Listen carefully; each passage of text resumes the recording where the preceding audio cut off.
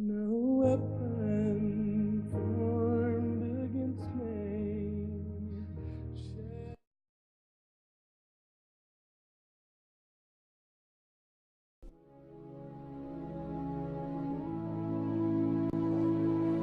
Let this word that goes out tonight, let it be so strong, let it be so absolute that it ministers in a supernatural way. I pray, God, that you speak so prophetically that somebody can't sleep tonight. I pray that they can't even rest in their bed tonight, that they're going to be so stirred up with plans and ideas and visions and goals that they won't even rest tonight. I believe you for it. In Jesus' name, amen. On your way to your seat, holler, I'm blessed!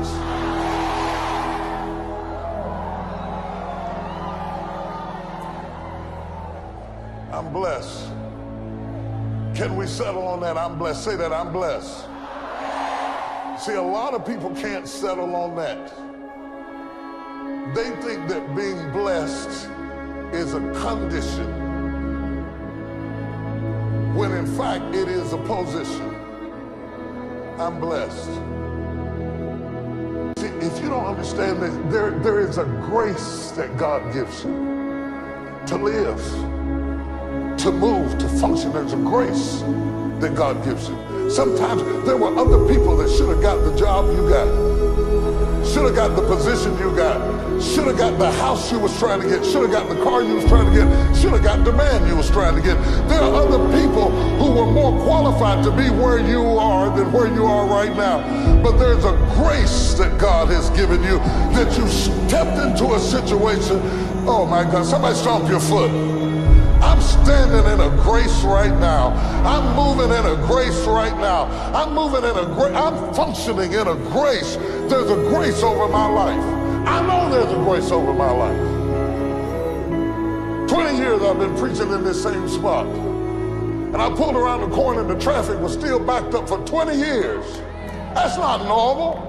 That's grace. God will give you a blessing. Your leaf will not wither. You'll be just as strong 20 years from now as you are right now. Even though people hated you, tried to destroy you, said you wouldn't last. But if God puts a grace over your life, he's put a grace over your life. Some of you are walking in a grace right now that doesn't make any sense. It's crazy grace. Hallelujah. You got a grace over your life. That's what blessed means. It's got a grace over my life. Makes crooked paths straight, opens up doors, makes ways. There's grace over my life. There's grace over my life. The grace brought me here. Grace brought me to Texas.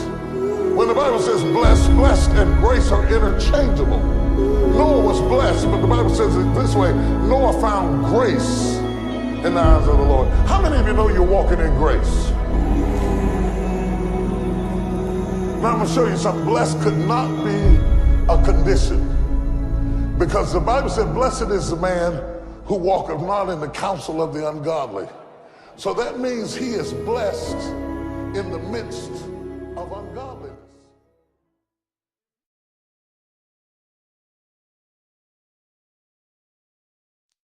There will never be a point in your life where it's the right time to do a great thing. If you're waiting for that perfect moment, that perfect timing, it's not going to happen. You know what you have to do? You have to create the perfect time and the perfect opportunity and the perfect situation. So that a lot of people become comfortable.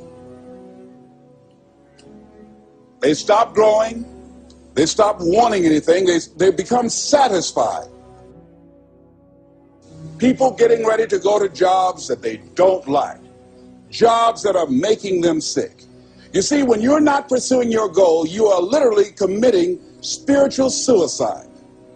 When you have some goal out here that you're stretching for and reaching for that takes you out of your comfort zone, you'll find out some talents and abilities you have that you didn't know you have. When the messenger of misery visits you, what are you going to do? What will keep you in the game? There are things that you think you'll never need to know. that you may only need to know one time in your life, but that could save your life because you had that knowledge. Unless you attempt to do something beyond that which you've already mastered, you will never grow.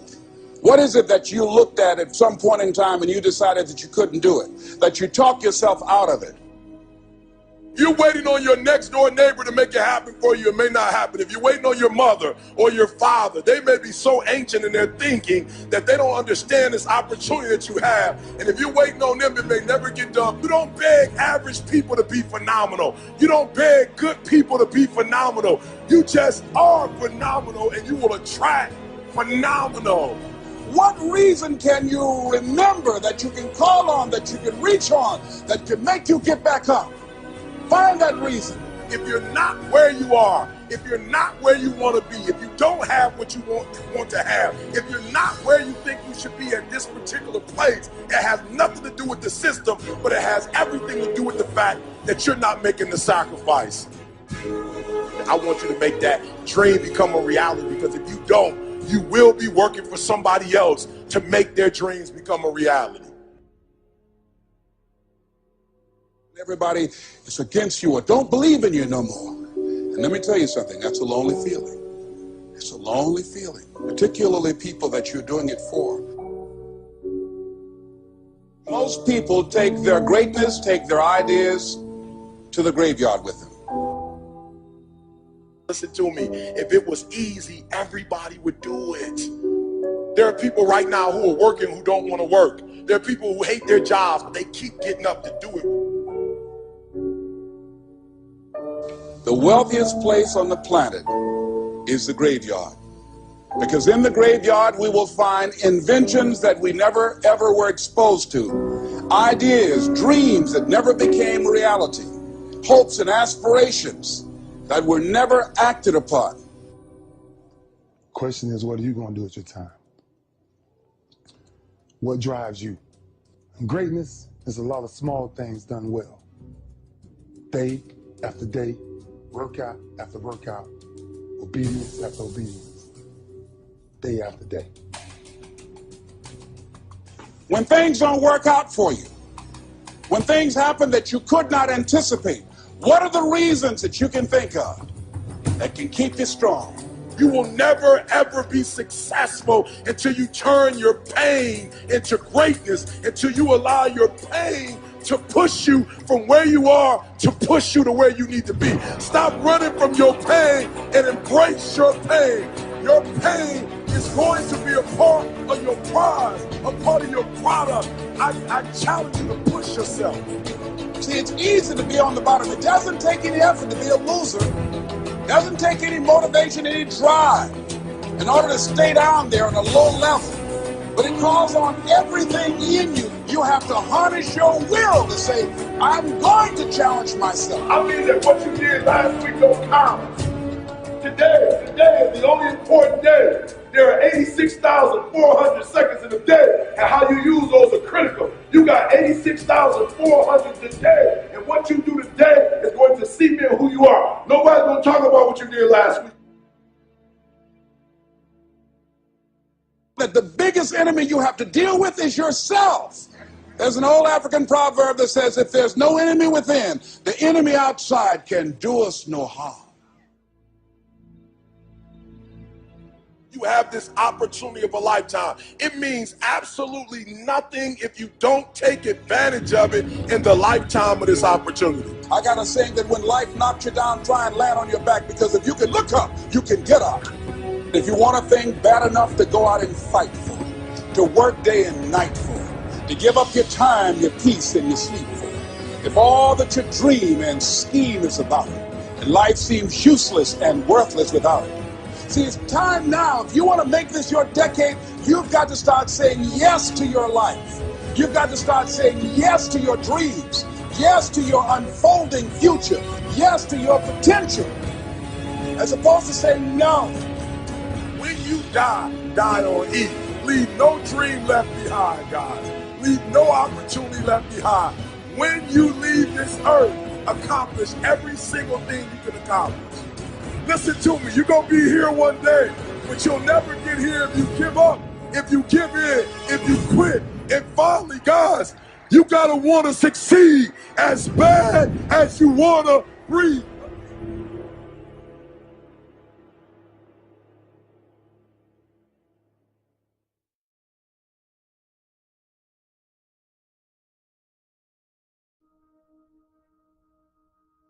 No.